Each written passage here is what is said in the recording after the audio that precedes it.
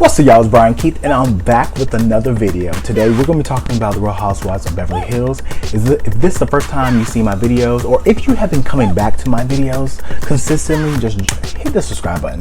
Help me out, help the channel, and also like, comment, subscribe. Let me check my shit real quick. Hotter than the fire, come out my flame. And if you want to play with me, you can't play in me. On the playground, bitch, you can't play with me. Got it, want it, securing the bag. Alright, so I think I have 100% determined that Diana, she can stay where she's at. Do not bring her back next season. I'm over her. Like, she's really not bringing nothing. We're 8 episodes in, and you have brought I'm the new villain. Stupid. That's it. Like, it's really not giving anything. And for her to have a diamond, like, I feel like Cherie gave much more in one episode than old girl did this whole entire season. I feel like she's trying to grab at straws with Sutton and Garcelle, but we're gonna get into it because I'm over it. Okay, so we open up with Garcelle and, like I said, friend of the show, Cherie, Zampino, and they're at the park. So we just go back into like a little bit of her backstory, and that she is the ex-wife of Will Smith, and she has a son with Will Smith, Trey. But Cherie, like I said, she walks in just really normal. She's a gorgeous woman, and that's why Ross says she is just gorgeous. But Garcelle speaks about her birthday and hope, and she's just hopeful that everybody's going to get along, and, you know, kumbaya. Like, girl, we already know. So then we see Crystal and her, I guess, the living nanny, or housekeeper. They're making cocktails on IG, and Crystal's brother walks in, Jeff. I'm like, Crystal's brother, he kind of fun. But, you know, regardless of the fact. But basically, she just brings up her brother. He's been overseas doing his album in Asia, and I'm just like, go ahead. So basically, Jeff brings up like how was Mexico, and then when they talk about how was Mexico, she brings up Diana, Miss Didi. But I'm like, you need to bring up the stuff that you did, because literally Mexico was about you and Sutton, so you should have brought that up. But, you know, child, present one way to your family, cool. And she's like, yeah, you know, when she jabs, it's nuclear. No, girl, Bye. If she did what she did in this episode was nuclear, then damn, I must be an atomic motherfucking world-ending bomb. So we see Kyle, Mauricio, and Portia. They're in the kitchen. They're basically talking about Garcelle's party. And Mauricio was like, once I figure out my schedule, then I'm gonna go. She talks about how Lisa's not gonna be able to go because basically Harry's gonna be doing Broadway. I think that's what they said. But Kyle's like, yeah, I don't think Didi's gonna come because she sent this cryptic text saying that, yeah, you know, Didi's basically said everything under the sun of why she couldn't come. I had a miscarriage 8 months ago, bleeding, 4 major surgeries, this, that, and the third. So she's on bed rest. And then we see in the confessional, Garcelle, and everybody reads the message, and Garcelle's name, basically she was like, yeah, Garcelle, spelled wrong. And she was like, I just don't want Garcelle to think I'm rude by not texting. And I'm just like, girl, this could have been a phone call. This could have been like, hey girl, I'm not gonna be able to make it, but you sit in the group chat and then talking about, well, there it is. Like, you really thought, what is that supposed to be doing? That's not doing anything. Like, she is irritating. And the girls, everybody's like, oh my god, wow. And Garcelle's like unfazed, like, she was like, okay, well, I hope the bitch gets better. And she wasn't done, like I said, she hasn't done much this whole season. What has she done besides jump into the water and get stung by a jellyfish? And besides said Sutton's words are careless. I mean, so's her words. Obviously, by saying black content creators, careless, ma'am. So we see Erica, she basically at her pretty mess photo shoot, and she basically talked about her hair. From last season to this season, I don't mind Erica. It's just still like a sour taste in my mouth for the simple fact that we know that these victims haven't seen justice and they haven't received the money that is owed to them. So it is kind of like I'm side-eyeing her, but I'm kind of enjoying her so far. So we'll see what happens. I'm still 50-50 with Erica. So basically, Erica talked about her relationship with her grandmother, and that really touched me a little bit because, Erica talked about the relationship with her grandmother, and that touched me because my relationship with my grandmother is strong. I talk to her every single day. That's my girl, Miss Gigi. That's my girl. So I talk to her every day. So I definitely related to her on that front. So we see Sutton go to Dorit's house. Girl, I'd be scared to go to her house. Ooh, too many break-ins around the neighborhood, girl. No, so we see Sutton. She meets Dorit's mom, and they look identical.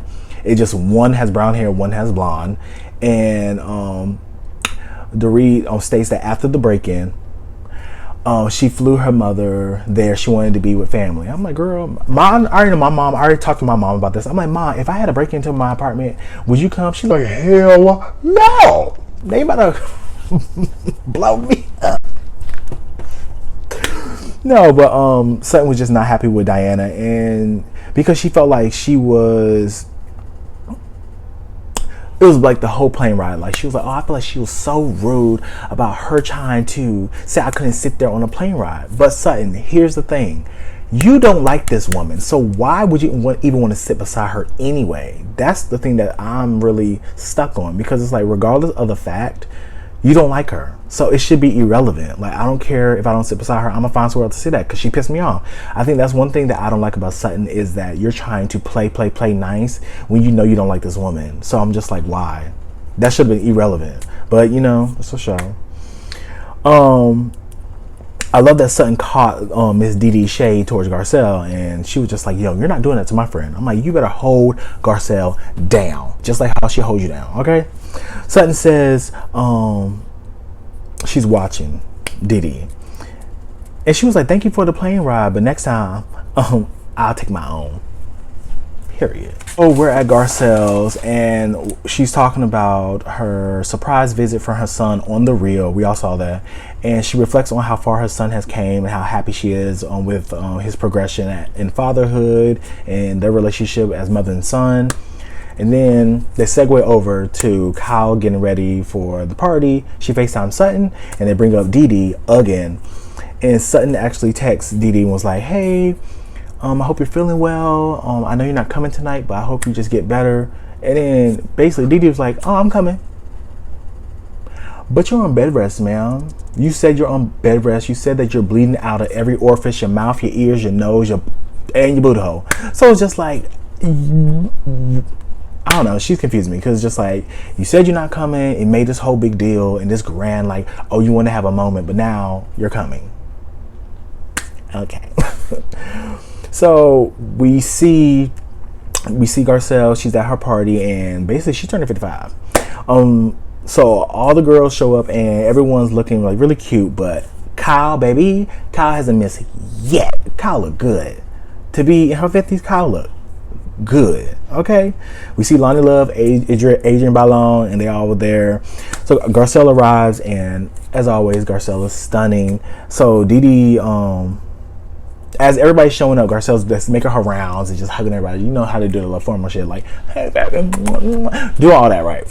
So we see Dee pull up in her black fur, and her husband in his black fur and that hat. Literally, I was like, did she bring her son? It's just whatever. It's so funny because she was like, I don't want to come because I don't want Garcelle to think I'm rude. I want to come because I wanted to honor her, and I don't want her to think I'm rude. But it's like, no, ma'am. I don't think she thinks you're rude. To be honest, I think she thinks you're boring, and I think she thinks you're a lip licker. That's all she do. I'm like, girl, maybe it's a nervous tick. But Garcelle's not fazed, and she just looks like, okay. And everybody's still questioning, like, girl, aren't you supposed to be bedridden? Like while you're here.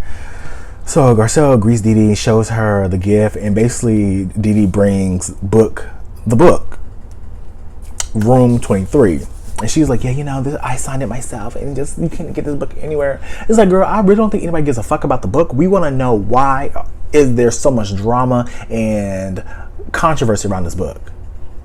That's what we want to know. I don't give a fuck about it, but I ain't about to read that shit. But we want to know why they're calling you a madam and a motherfucking pimp. That's what we want to know. So Sutton's confused, and she was like, maybe Jesus came down and healed her off her deathbed, but we don't know. Maybe. Crystal and Erica, they see Garcelle's oldest son Oliver come over, and they're like, he's kind of hot, baby. I'm like, Garcelle just like, she said in Watch What Happens Live, she was like, yeah, you know, it was cute at first, and then further in the season, it just gets weird. And I'm like, ooh, I want to see what happens. So Cherie, she stomps in looking gorgeous. And Garcelle was like, when you call for backup, and she like, backup around? I'm like, exactly, be her backup. Because we've been asking for Cherie since last season. So Cherie brings up being at peace with her vagina. Basically talking about how as a young kid she was always told not to touch it, and like I've heard that even me, like, oh, you're not supposed to masturbate, you're not supposed to and it's just one of those things that off topic, but it's just one of those things where it's just like, it's a part of human nature. Explore your fucking body, learn how to bring pleasure to yourself, so you can teach somebody else how to do it. But off topic, they get over and they were talking about like pussies and all this stuff, and PK walks up and they just start laughing because they were like, oh, you walked up on the word pussy. He was like, Garcelle, I thought we're close. I think he misinterpreted what they were saying. He thought that she was calling him a pussy. I mean, but I'm happy that Dorit was like, it ain't that big deal. He just walked away, because I'm just like, you really was about to take it to another level that we didn't need it to go. He was like, I thought we were closer. You know how they had that fake accent, child. So Kyle and Dee talking about the plane situation, and they're like, yeah. And with Kyle is messy. I like Kyle this season, but messy. She's like, yeah, Sutton was just bothered about the plane, about the sea, and I'm just like, you have sat with Dee and Sutton and both tried to cater to both of them and play both sides, and it's irritating in this moment, because I'm just like, you should just said what you said to Sutton. So Dee says that she could be destructive. So, and I'm like, you could be destructive? She was like, yeah, I'm a headbutt her. I'm like, headbutt? Bitch, who headbutts? And then towards the end of the episode, Garcelle basically blows out her candles. Everybody start dancing. Everybody's having fun. Erica's in the corner doing the little white girl dance with the drink in her hand, just gone. I'm like, I'm living for Erica. I'm not like I was living for her. She's just having a good time. But Miss Kyle is literally on the floor, legs spread, pussy on the ground, in a split. Baby, I don't know what they were drinking. It had to be the Casamigos, because the Casamigos take you off. Okay, so Sutton pulls Dee to the side, was just like, hey, can we talk real quick? Like, girl, can we just talk? And Sutton asked how Dee was doing. She was like, well, so you're in bed rest, but you're here. Yeah. So that's confusing. You're gonna have to clear it up. Here's the thing with Sutton, because this is the third time that she's done this. I don't know who Sutton thinks she's really talking to, because she don't have any child there. Like, nobody hears your child. So the way she's talking to people like, I'm the authority and you need to tell me why you showed up when you said you were bedridden. And I low-key wasn't mad that Dee was like, girl, bye, and really came at her with heat, because it's just like, who you talking to? But the whole thing with Dee, I'm just like, you're really putting 20 on 10, because Dee basically over it. She told her, like, don't touch me, you're phony, because Sutton started putting her hand on her leg when Garcelle was over there. It's like, don't touch me, you're phony, you're fake, and just going down the list. And I feel like she was just like, you know, now you're going to see the real Diana. So that means you were fake. That means you called yourself fake. You were fake the whole time. Got it. Cool. you were being fake the whole entire time, and that's fine. We as the viewers read through it. You seem very much fake, calculated. You wanted people to see you in this certain light. You're like, yeah, you know, I'm going to put this mask on. Your mask slip, girl. You're a Virgo, so I know how we do, baby. So she basically started talking like, do you want to get headbutted? I'm just like, girl, what? And like I said, low-key, Sutton was asking for it. Like, if Sutton never would have, the way she brought it up was, you said this, now you need to tell me why you said this. I don't think anybody's going to be receptive to that. I know I wouldn't. I'll probably look at her like she lost her fucking mind. So Dee brings up the boat situation, how she was mad at Sutton, but I felt like she was just trying to relate to her. You brought up a situation about your brother, how your brother was over here, died in the war over there, and child, whatever. And Sutton was just saying like, yeah, you know, I have suffered a loss at a young age too. She was trying to relate to you, not trying to steal the shine or whatever your moment. I think that is where she is. It wasn't that deep. So then Kyle and Garcelle come over, and then Sutton's like, girl, stay where you're at. We're good. And then they still sit down. They're like, no, what's going on? What's going on? So Dee was just like, no, nothing's going on. She's just boring. And I'm like, girl, ain't that the cat calling the kettle black? Then they proceed to say, Dee proceeded to say, Garcelle, she's like, well, you said I was rude, and come on, take your best swing at me.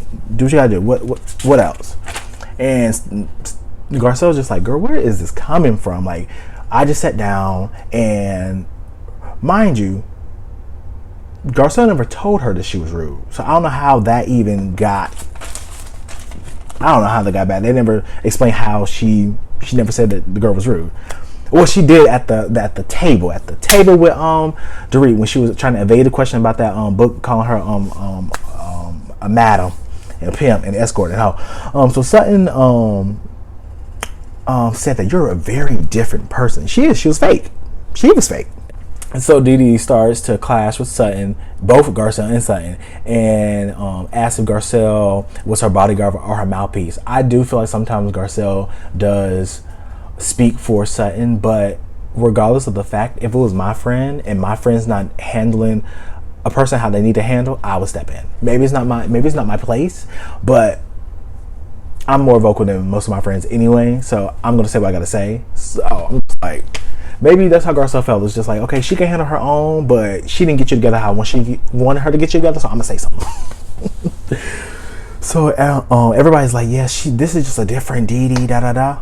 And I was just like, no, this is the real her. This is who she is. She is this woman, but she wanted to put on a whole different persona for this show to just be like, oh, you know, I'm a rich woman. I don't like dust in stores. I don't shop in stores. I don't know what an outlet is. But it's like, girl, you grew up poor. So it's like, how don't you know what the stuff is? Like Erica saying she never went to the bank, but girl, you was a whole stripper.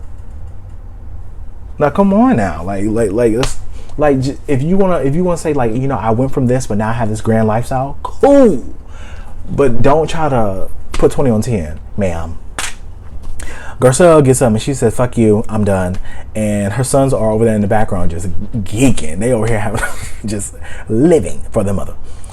Sutton says, "Well, you're an asshole and you're a soulless person." And Kyle, dramatic ass, I'm like, don't say that. I'm like, Kyle, Shut the fuck up. And I'm just like, how you doing the most? Just sit there and just be a witness. That's it. Just boom. And we get that infamous line from the trailer when she was like, You need a new villain? Here I am. I'm like, girl, it didn't hit how it's supposed to hit, girl. That was it. And Dee, you tried. Congrats. You made it on the show. But you gotta go. After the whole black creator comment, after the whole being careless with your words and clumsy with your words, you gotta go, sis. And I'm happy you made it on the show. Congratulations. Sayonara. Hasta luego. Peace. Deuces. Bye. Y'all can't tell me that this season, now last season was a top tier season, but I think this season's still solid season. Like, comment, subscribe, help me out. And yeah, like, it's just getting better from here on out. I'm just ready to see the mid-season trailer because I know it's gonna be crazy. All right, y'all, I'll talk to you guys later. Bye.